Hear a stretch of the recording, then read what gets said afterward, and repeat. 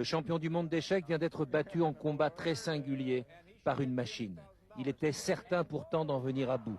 Cependant, l'intelligence a dû laisser place à la formidable puissance de calcul stockée dans les laboratoires d'IBM et implantée dans les entrailles d'un ordinateur d'une tonne et demie.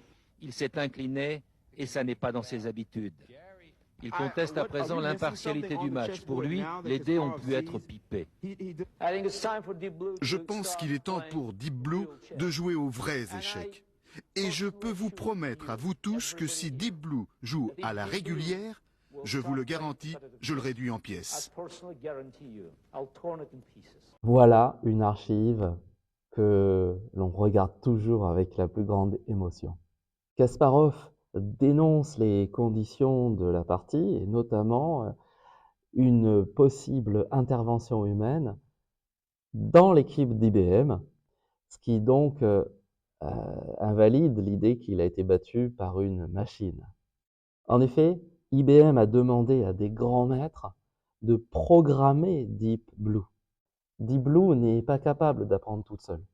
C'est la raison pour laquelle le dialogue dans Rematch entre Feng Xingsu et Joël Benjamin est probablement un dialogue totalement imaginaire.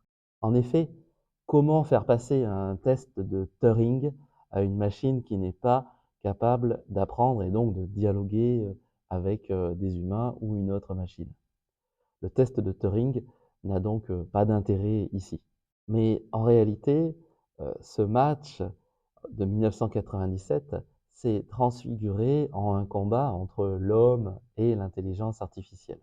La réaction de Kasparov est tout à fait ambivalente, puisque à la fois il prétend avoir perdu contre des humains et non pas une machine, mais la première phrase qu'il prononce, c'est ce n'est pas un match d'échecs, ainsi que cette phrase célèbre, l'humanité a perdu. Mais si l'humanité a perdu, comme le dit Kasparov, alors c'est qu'il reconnaît que Deep Blue était véritablement un ordinateur programmé et qu'il n'y a pas eu d'intervention humaine pendant la partie.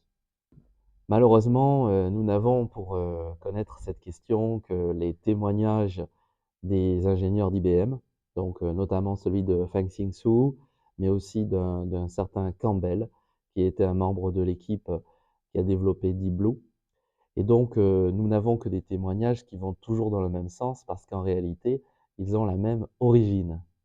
C'est un paradoxe archivistique en histoire assez fréquent, qui est qu'il y a plusieurs témoignages, mais ils proviennent de la même équipe. Donc, nous avons là, en fait, un véritable cas de conscience, puisque IBM a détruit les archives de son propre ordinateur, ce qui, à mon sens, est certainement révélateur d'une peur chez cette entreprise. Et à la fois, les témoignages directs ne peuvent être que des témoignages dépendants de l'entreprise qui les a payés. Alors, on va être très modeste. En l'absence de témoignages, on ne peut évidemment pas conclure sur la partialité ou l'impartialité de cette partie. Et en histoire, il faut savoir rester modeste. Nous ne connaissons pas tout et il ne faut pas inventer ce que nous ne connaissons pas. Il faut laisser ça aux auteurs dramatiques, aux auteurs de séries, à toutes les personnes qui justement ont une démarche de l'entertainment. Et nous ne pouvons que conclure à une absence de certitude concernant cette partie de 1997.